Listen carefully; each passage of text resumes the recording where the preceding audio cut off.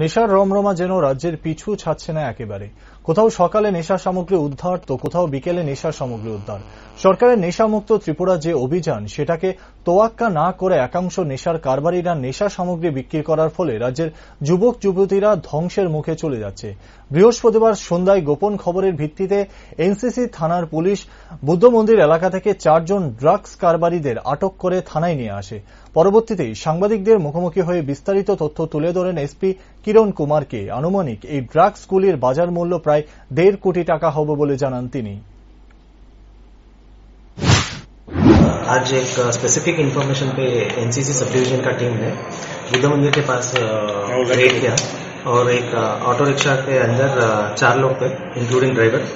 इनको पकड़ के इनके पास सर्च करने में हमको 800 केस हीरोइन मिला है। ये लगभग वेट इसका 97 ग्राम आ रहा है। इसका मार्केट वैल्यू अराउंड 1.5 करोड़ है। इसके हम लोग और 4 पीपल को अरेस्ट किया है इस केस में। अभी और भी हम लोग पूछताछ कर रहे हैं और भी इसका नेटवर्क का लिंकेजेस सब निकालने के लिए कोशिश कर रहे हैं। सर, जिन लोगों को गिरफ्तार किया उन लोगों का नाम क्या है सर? इनका एक है राजकुमार है, एक छोटू कुमार और एक धर्मेंद्र कुमार और एक रामानंद रॉय है। इसमें से 3 लोग बिहार के हैं और एक केजूर बगान का है। प्राइस कितना होगा? इसका मार्केट वैल्यू 1.5 करोड़ होगा। सर, दिखा जा रहा है कि जितने भी ड्रग्स पेडलर्स है सब बाहर के लोग होते हैं, खास करके बिहार के लोग। ऐसा क्यों हो रहा है सर?